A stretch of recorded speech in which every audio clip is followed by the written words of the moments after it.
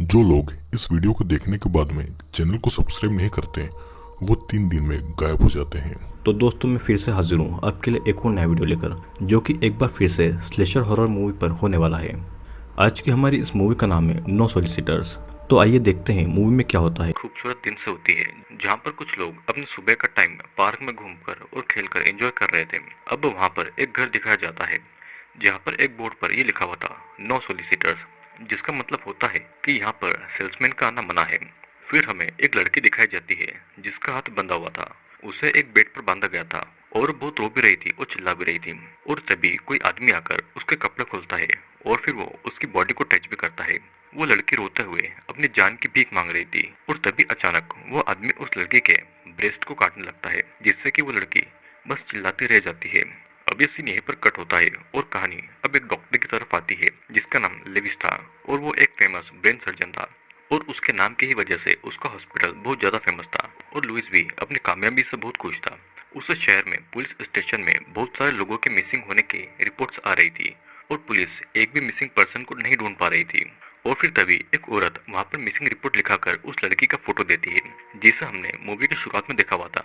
ये वही लड़की थी जिसका ब्रेस्ट काटा जा रहा था। अब पिछले 3 महीने से 3 लोग मिसिंग हो गए थे जिनका अभी तक कोई भी सबूत नहीं मिला हुआ था। हमें हॉस्पिटल में ये भी देखते हैं कि 2 हस्बैंड वाइफ रो रहे थे क्योंकि उनकी बेटी का एक्सीडेंट हो गया था और जल्दी से उसे एक किडनी की जरूरत थी, जिसके लिए वो कितना भी पैसा वो दे सकते थे। लेकिन उनको कोई भी किडनी का डोनर नहीं मिल रहा था। उनकी बेटी को बचाने के लिए सिर्फ 2 हफ्ते बचे हुए थे और तभी उनके पास एक आदमी आकर ये कहता है कि वो उनकी बेटी की मदद कर सकता है। दूसरी तरफ स्कॉट नाम के एक लड़के को एक कॉल आता है जो उसे एक किडनी मांग रहा था, जिसके बदले में उसे बहुत सारा पैसा दिया जाएगा। फिर वो अपनी बहन को ये बात बताता है और उसकी बहन भी ये सुनकर बहुत ज्यादा खुश हो जाती है। उसकी बहन का नाम निकोल था और निकोल अपनी माँ रेचल को भी ये बात बता देती है। निकोल अपने फादर को कॉल करती है और उसे किडनी के बारे में बोलती है और उसका फादर और कोई नहीं बल्कि वही डॉक्टर लुइस था। लुइस भी ये सुनकर बहुत खुश हो गया था और लुइस अपनी वाइफ को यह भी बताता है कि कंट्री के बेस्ट सर्जन का अवार्ड उसे दिया गया है। रेचल भी यह सुनकर बहुत ज्यादा खुश हो गई थी और इस खुशी में वो आज स्पेशल डिनर बनाने वाली थी। फिर रेचल निकोल और स्कॉट से पेशेंट के रूम में जाकर उनके बेड को साफ करने को कहती है और दोनों खुशी से सर्जरी रूम में चले जाते हैं जहाँ पर कुछ लोग बेड से बंधे हुए थे और ये वही मिसिंग लोग थे जिन्हें पुलिस भी ढूंढ रही थी। उनमें से वो एक पेशेंट को चुनकर उसकी ब्रेन सर्जरी करने लगते हैं। वे उसके सर को खोलकर उसे काटकर फिर उसकी खोपड़ी को काटते हैं और उसके ब्रेन को उसकी खोपड़ी से बाहर निकालते हैं और ये सब करते टाइम दोनों बहुत ज्यादा खुश हो रहे थे। इधर पुलिस उन मिसिंग पर्सन्स को ढूंढ रही थी पर उन्हें कोई भी सबूत नहीं मिल रहा था। यहाँ पर उस सर्जरी रूम में निकोल उनसे उनके हालचाल के बारे में पूछती है और तभी एक लड़का विलियम निकोल को और उसकी फैमिली को गालियां देता है। तब निकोल विलियम के कटे हुए हाथ को दबाती है जिससे कि विलियम दर्द के मारे बहुत चिल्लाता है और फिर निकोल और स्कॉट विलियम को पकड़कर उसके जीवान काट देते हैं और बाकी मरीजों से कहते हैं कि अगर किसी ने उनकी फैमिली को गाली दी तब वो उसकी भी जुबान काट देंगे। अब फिर हमें एक ऑफिस में मार्विन नाम का एक आदमी दिखाया जाता है जो कि अपने लोगों से बिजनेस को आगे ले जाने के लिए उन्हें टिप्स दे रहा था। मार्विन मिंडी नाम की एक लड़की को घर घर जाकर अपनी कुकीज बेचने को कहता है और मिंडी मैप में घरों को देखकर वहां पर जाने के लिए निकल जाती है। इधर पुलिस गायब हुए लोगों का केस देख रही थी। उन सभी लोगों की जॉब भी अलग अलग थी तो चाहकर भी उन मिसिंग लोगों का एक दूसरे के साथ कोई भी कनेक्शन नहीं था। यहाँ पर मिंडी लुइस के घर में कुकीज बेचने के लिए आई हुई थी और उसकी कुकीज बिक जाए इसीलिए वो खुद को थोड़ा हॉट दिखाती है और वो अपनी वेडिंग रिंग को भी निकाल देती है। दरवाजे पे फिर स्कॉट आता है और मिंडी उसे अपने बारे में बताती है। स्कॉट फिर उसे घर के अंदर बुलाता है और उसे डिनर के लिए इनवाइट करता है। मिंडी भी घर के अंदर जाती है और तभी वहाँ पर निकोल भी आती है जो कि उससे थोड़ा बात करके उसे वाइन ऑफर कर देती है। वहाँ पर रेचल भी अब आ गई थी और वो आकर मिंडी से बहुत अच्छे से बात कर रही थी और बातों ही बातों में रेचल और निकोल को पता लगता है कि मिंडी कहाँ पर आई है किसी को भी नहीं पता है। निकोल किचन में आकर स्कॉट को भी ये बताती है कि किसी को भी नहीं पता है कि वो कहाँ पर आई हुई है, जिसे स्कॉट सुनकर बहुत ज्यादा खुश हो गया था। निकोल और स्कॉट दोनों ड्रिंक लेकर आते हैं तब मिंडी और वो तीनों ड्रिंक्स करने लगते हैं और बीच बीच में मिंडी स्कॉट के साथ में फ्लर्ट कर रही थी। तभी घर पे लुइस भी आ जाता है और वो मिंडी से मिलता है। दोनों एक दूसरे से काम की बातें करने लगते हैं। फिर सभी लोग डिनर करने लगते हैं। मिंडी को डिनर का मीट बहुत ज्यादा पसंद आ रहा था पर वो मीट किसका था उसे ये बात नहीं बताते हैं। मिंडी स्कॉट से और वाइन मांगती है।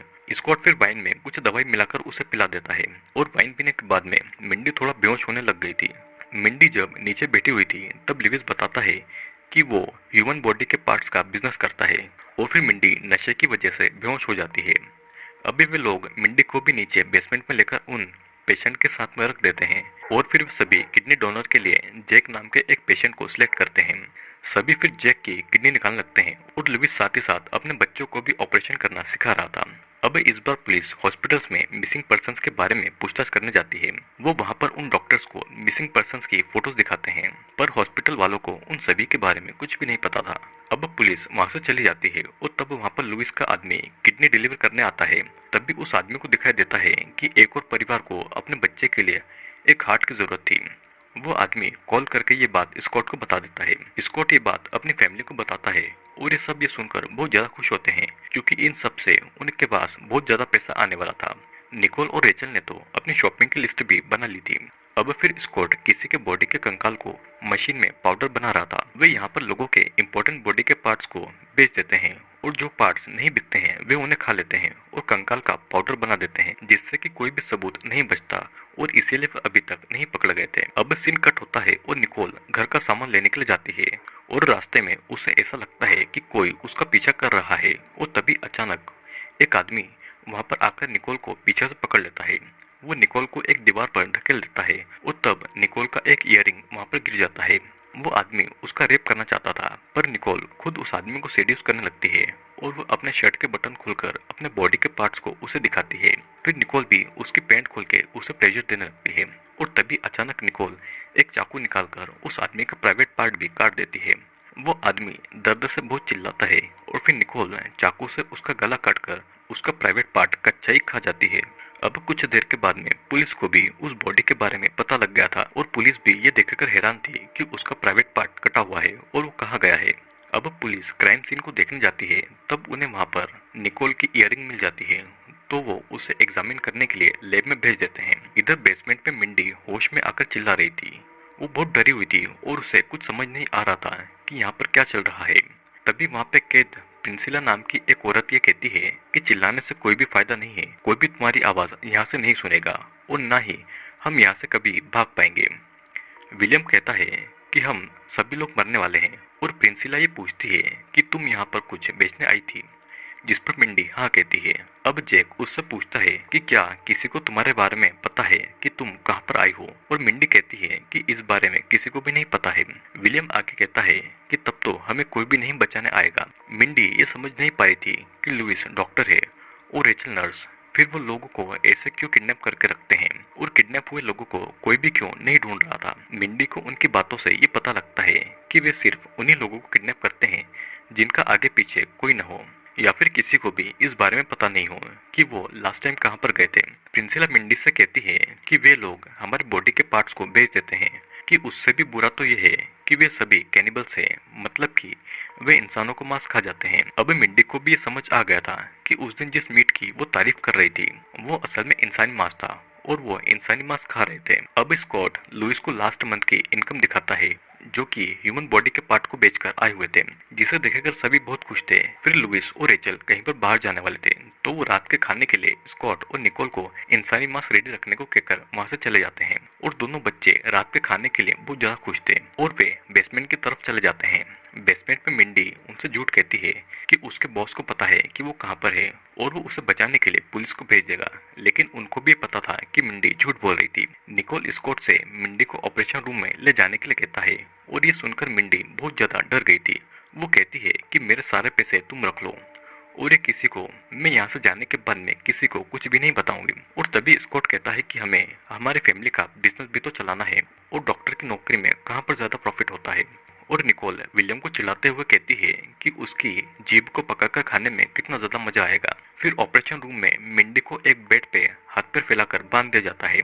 मिंडी स्कॉट से अपनी जान की भीख मांग रही थी और स्कॉट मिंडी के हाथ और पैर पर मॉर्फिन का इंजेक्शन लगा देता है और फिर वो उसके हाथ और पैरों के 2 टुकड़े कर देता है, लेकिन वो चिल्लाती रह जाती है और उसका हाथ एक कुल्हाड़ी से काट दिया जाता है और मिंडी दर्द से वहीं पर बेहोश हो जाती है। अब रात को पूरा परिवार मिंडी के बॉडी के पार्ट्स को मसाला लगाकर बना रहा था और वे सभी रात के खाने के लिए बहुत खुश थे और आखिरकार एक कैनिबल के लिए सबसे ज्यादा पसंदीदा इंसानी मांस ही होता है। इधर पुलिस को एक ज्वेलरी की शॉप से ये पता लगता है कि निकोल का वो ईयरिंग पूरे शहर में बस एक ही है और अब शायद ऐसा हो सकता है कि निकोल पकड़ी जाए। तो अब एक लेडी पुलिस ऑफिसर को यह ध्यान में आता है कि मिसिंग हुए सभी लोग अपनी जॉब के लिए ऑफिस से बाहर काम करने जाते थे, लेकिन अभी तक किसी की भी डेथ बॉडी का एक भी टुकड़ा नहीं मिला था। तो इसीलिए पुलिस कुछ भी पता नहीं कर पा रही थी। इधर डिनर टेबल पर सभी बड़े चाव से मिंडी के बॉडी के पार्ट्स को खा रहे थे और मिंडी की उंगलियों के मांस को स्कॉट बहुत ज्यादा पसंद करता है। अचानक कोई उनके दरवाजे पर आता है और दरवाजे पर वही दो पुलिस ऑफिसर थे जिनका नाम राल्फ और जूली था, और वे उन मिसिंग लोगों के बारे में पूछने के लिए आए हुए थे, पर उनको वहां से कोई भी सुराग नहीं मिलता, तो वे वहां से चले जाते हैं। अब रात को खाना खाने के बाद में वे सभी अपनी नेक्स्ट हार्ट की डिलीवरी के लिए विलियम को सिलेक्ट करते हैं। निकोल विलियम को एनेस्थेसिया देती है और वो बेहोश होने लगता है।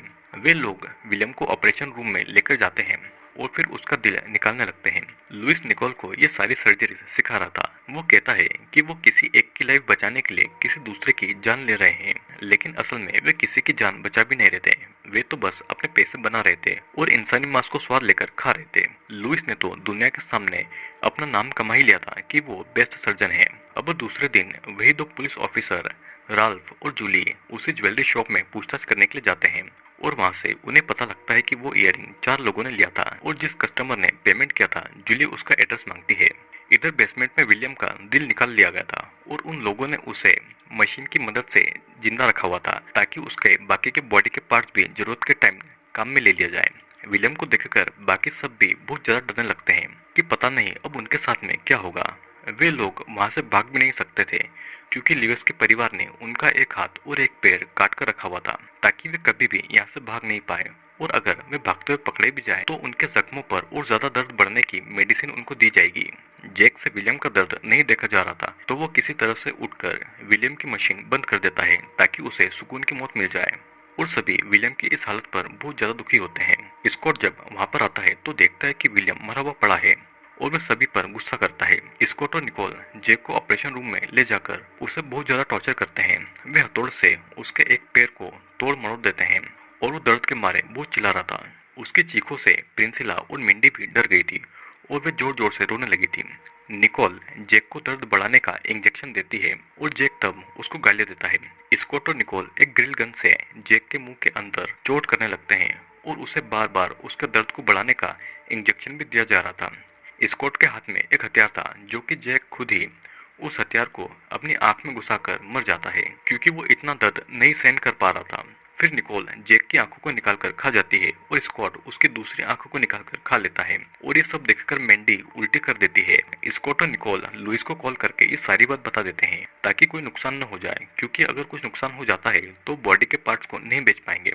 लेकिन रेचल के मुताबिक रात को खाने के लिए जैक और विलियम की बॉडी बहुत अच्छी रहेगी। अब घर पे स्कॉट और निकोल बाजी लगा रहे थे कि विलियम का लिवर जैक से अच्छा होगा या नहीं, और स्कॉट विलियम के टुकड़े कर रहा था और निकोल जैक की एक एक करके अंदर से सारे बॉडी के पार्ट्स निकाले जा रही थी। और फिर स्कॉट निकोल को दोनों लीवर को प्याज के साथ पकाने के लिए कहता है। रात को बातें कर रहे थे तभी उनके डोर पर कोई आता है और निकोल देखने जाती है तो वहां पर जोंग नाम का एक परफ्यूम बेचने वाला आदमी था। निकोल उसे अपनी अदाओं से सेड्यूस करने लगती है और वो उसको घर के अंदर बुलाती है। उसका भी मिंडी की तरह बहुत अच्छे से वेलकम किया जाता है। उसे ड्रिंक पिलाया जाता है और जोंग को बहुत अच्छा लग रहा था कि उसका इस तरह से वेलकम किया जा रहा है। वो वाइन पीकर थोड़ा सा बेहोश हो जाता है और तभी जोंग के साथ में भी वही होता है जो कि बाकी के लोगों के साथ में हुआ था। इधर पुलिस स्टेशन में राल्फ मिसिंग पर्सन के केस को क्लोज करके एक नए केस को खोलता है क्योंकि मिसिंग केस में कोई भी लीड नहीं मिल रही थी। लेकिन जूली इस बात से खुश नहीं थी, वो इस केस को कंटिन्यू करना चाहती थी, पर उसके सीनियर की वजह से ये केस छोड़ना पड़ता है। अब इधर रेचल लुइस को अपना घर चेंज करने को बोलती है क्योंकि इस घर में उनको 5 साल हो गया था। लुइस भी इस बात के लिए मान जाता है, पर घर को चेंज करने से पहले उन्हें सारी बॉडी के पार्ट्स को ठिकाने लगाना था। बेसमेंट में स्कॉट किसी लड़की के ब्रेस्ट को ग्राइंड कर रहा था और उसने जोंग का भी एक पैर काट दिया था और उसे पकाने के लिए ले गया था। जोंग कहता है कि उसे ढूंढते हुए लोग जरूर आएंगे, और यहाँ पर निकोल कहती है कि हमारे घर के बाहर ये लिखा हुआ है नो सोलिसिटर्स, तो ये देखकर कोई भी तुम्हें यहाँ पर ढूंढने नहीं आएगा। लुइस सभी पेशेंट की हेल्थ चेक करता है और मिंडी उनको छोड़ देने के लिए कहती है। लुइस उन्हें छोड़ता भी कैसे? उसे उनकी बॉडी पर निकोल को सर्जरी जो सिखानी थी, उसे उनके बॉडी के पार्ट्स भी बेचने थे और नाम भी कमाना था जो कि लोगों की जान बचाता है। प्रिंसिला उससे कहती है कि तुम लोगों को ही खा जाते हो। तब निकोल ये कहती है कि हम तुम्हें खा रहे हैं, ना कि जानवर के मांस को खा रहे हैं, और इस तरीके से वे जानवर को भी बचा रहे हैं और नेचर को भी बचा रहे हैं। वे किसी भी बॉडी के पार्ट्स को फेंकते नहीं हैं, सब किसी न किसी तरीके से यूज करते हैं।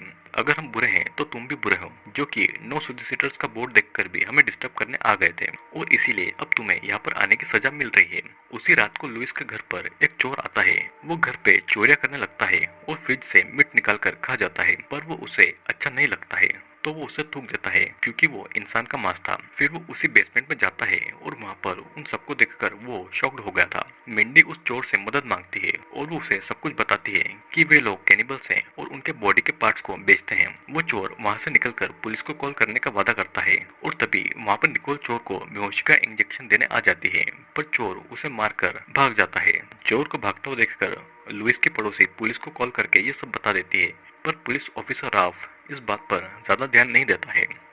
अगली सुबह लुइस सभी को बताता है कि रात के लिए अच्छा सा खाना तैयार करो क्योंकि तुम्हारा कजिन ब्रदर आने वाला है। रेचल फिर स्कॉट और निकोल को मांस रेडी करने को कहती है और स्कॉट बेसमेंट में जाकर किसी के कटे हुए बॉडी के पार्ट के टुकड़े करता है और रात को उसी को मसाला लगाकर पकाया जाता है। सभी रात के खाने के लिए बहुत ज्यादा खुश थे और तभी डोर पर उसका कजिन आता है और वो और कोई नहीं बल्कि पुलिस ऑफिसर राल्फ था और पहले से ही राल्फ उनके साथ में मिला हुआ था। राल्फ फिर वहाँ पर निकोल का इयररिंग लेकर आता है जिसकी वजह से वो पकड़ी जा सकती थी और राल्फ ने ही आइडिया लगाकर उस केस को बंद कर दिया था। राल्फ भी एक कैनिबल था और वो भी उनके साथ इंसान के मांस को खाने लगता है। अब रात को लुइस और राल्फ अपने बच्चों को ये कहते हैं कि वो घर चेंज करने वाले हैं और ये सुनकर बच्चे बहुत ज्यादा खुश हो जाते हैं। वे जल्दी ही अपने घर को चेंज भी कर लेते हैं और अब वे नए घर में भी नो सोलिसिटर्स का बोर्ड लगा देते हैं और वे उस नए घर में भी अपने इस बॉडी के पार्ट के काम को जारी रखते हैं। लेकिन हम दूसरी तरफ ये देखते हैं कि राल्फ ने भी अपने घर में एक लड़की को बांध कर रखा हुआ है। लड़की के कपड़े पहनकर वहाँ पर आता है और कहता है कि खाने